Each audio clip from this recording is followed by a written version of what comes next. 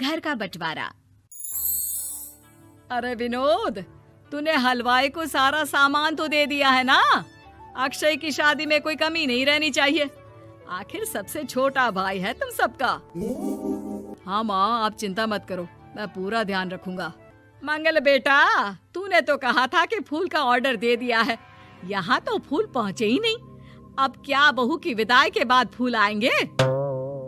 माँ, मैंने अभी बात की है फूल वाले से, वो रास्ते में ही है। आप किशोर भैया से क्यों नहीं कहती कुछ करने को? किशोर पहले ही मेरे बताए काम कर रहा है। पास के सभी रिश्तेदारों और मोहल्ले वालों को कार्ड वही तो देकर आया था। रिसेप्शन के लिए हॉल भी उसी ने बुक किया था। टेंट कुर्सी वालों को भी तो वही देख रहा है। पर कई मोहल्ले वाले तो हमारे भरे पूरे परिवार से जलते भी हैं। उन्हें बुलाने की क्या जरूरत थी? बेटा, शादी ब्याह में तो बुलाना ही पड़ता है, नहीं तो लोग क्या कहेंगे। दादी दादी देखो ना, हलवाई अंकल हमें लड्डू नहीं दे रहे, आप इनको डांटो ना। अरे चैन सुख दे देना बच्चों को लड्डू, क्यों तंग कर रहा है इन्हें?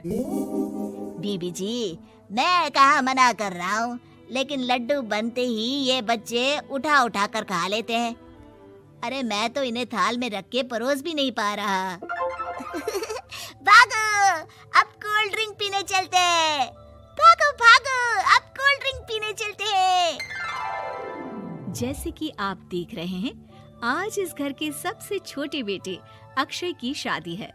घर में बहुत चहल पहल है। कुलभूषण की बीवी कमला को फुर्सत ही नहीं है कामों से, लेकिन कुलभूषण और घर के बाकी लोग कहाँ हैं? आइए देखते हैं। अजी, आप यहाँ आराम से बैठकर गाने सुन रहे हो और घर में अभी तक इतने काम बचे हैं करने को। अरे भाई, मेरे सबसे छोटे बेटे की शादी है, इसके बाद तो मैं अब चिंता मुक्त हो ही जाऊंगा। और फिर घर में तुम हो, बेटे बहुएं हैं, तुम लोगों के होते हुए मैं क्यों काम करूं? मैं तो शान से बेटे की शादी में जाऊंगा तैयार होकर। अरे ठीक है, अब आप आराम ही कीजिए। एक बार अभिषेक की बीवी आ जाए, फिर मैं भी आराम करूंगी और मेरी चारों बहुएं पूरे घर की जिम्मेदारियां संभाल लेगी। इतना कहकर कमला वापस अपने काम में लग जाती है। बेटा भी, तू अब तक तैयार नहीं हुआ? किससे बात कर रहा है फोन पर? तैयार कैसे हूँ?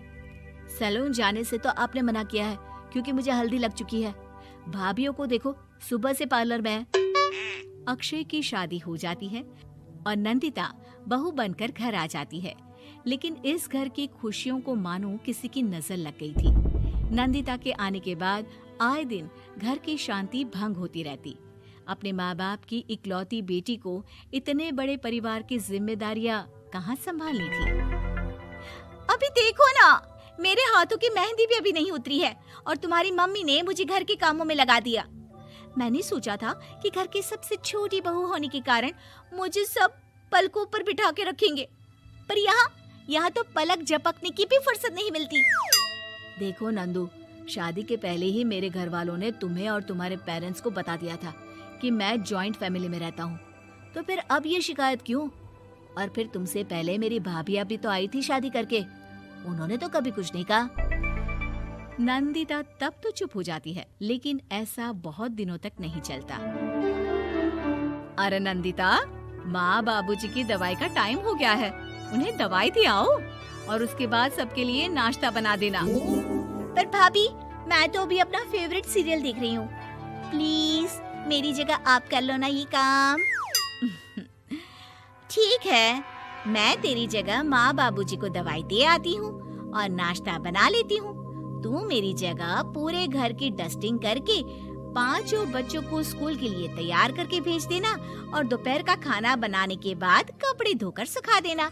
उसके बाद हम दोनों मिलकर बाजार जाकर सब्जी ले आएंगे, फिर डिनर की तैयारी कर लेंगे और उसके बाद बस भाभी, मैं माँ बाबूजी को दवाई देकर सबके लिए नाश्ता बना देती हूँ। हे भगवान, ये कहाँ लाकर फंसा दिया मुझे। मेरे घर में तो गिनती की 8 रोटियां और 2 सब्जी बनती थी और नाश्ता निपट जाता था, यहाँ तो रोटियों का ढेर और सब्जियाँ बड़े बड़े पतीलों में बनानी पड़ती है। नाश्ता बनते बनते लंच का टाइम हो जाता है और लंच बनते बनते डिनर का। अभी मुझ में तुम्हारे पूरे परिवार का नखरा उठाने की और ताकत नहीं बची। मैं ऐसे नहीं रह सकती। अरे तो क्या चाहती हो तुम? मुझे अलग रहना है बस। तो ठीक है, हम कल ही शिफ्ट हो जाएंगे किराए के घर में। इतना बड़ा घर होते हुए हम किराए पे क्यों रहेंगे? ना जी ना, घर में ही दीवार खड़ी करो अपने हिस्से के आगे। घर के साथ साथ घर की खुशियों में भी दीवार खींच जाती है। ऐसे ही कई महीने बीत जाते हैं और नंदिता माँ बन जाती है। बच्चे के आने से अभिषेक के कंधों पर खर्चों का बोझ आ पड़ता है। अभिषेक का बोझ कम करने के लिए नंदिता भी पार्ट टाइम जॉब कर लेती है, लेकिन इससे उसके सर पर नौकरी, घर और बच्चे की जिम्मेदारी बढ़ जाती है। नंदिता, ये क्या है? तुमने घर भी ठीक से साफ नहीं किया, ना ही मेरे कपड़े धुले हैं। चिंटू के बाल भी कटवाने जाना था, देखो उसके बाल कितने बढ़ गए हैं। अरे करती क्या हो पूरा दिन तुम? मैं करती क्या हूँ? तुम्हारा नाश्ता और लंच बनाने के बाद चिंटू को डे केयर सेंटर पर छोड़ कर आती हूँ, फिर खुद ऑफिस जाती हूँ। पूरा दिन काम करके आने के बाद बिना आराम किए बाजार से सब्जियाँ लेकर आती हूँ, घर आकर खाना बनाती हूँ, चिंटू को देखती हूँ और क्या करूँ मैं? तो किसने कहा था अपने सर पर इतने काम लेने को? मत जाओ ऑफिस। ऑफिस जाए बिना घर के खर्चे कहाँ से पूरे होंगे?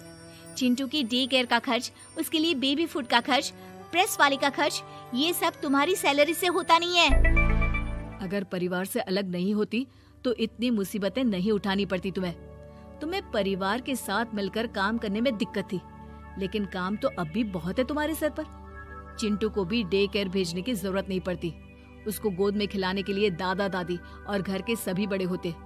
उसके साथ खेलने के लिए उसके भाई बहन भी होते।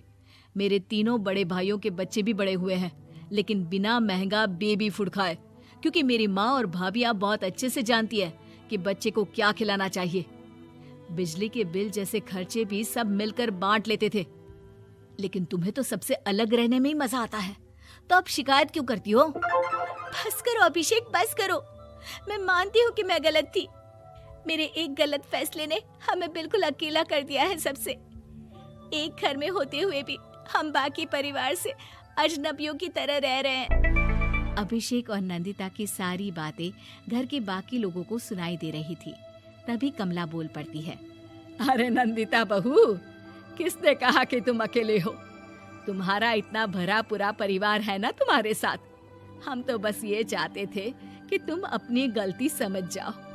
अगर हम तुम्हें समझाते तो शायद तुम ना समझती, लेकिन अपनी गलती का एहसास तुम्हें खुद हो गया है, तो अब तुम समझ चुकी हो परिवार में एक साथ रहने का मोल क्या होता है। मम्मी जी, मुझे माफ कर दीजिए, अब ऐसा दोबारा कभी नहीं होगा।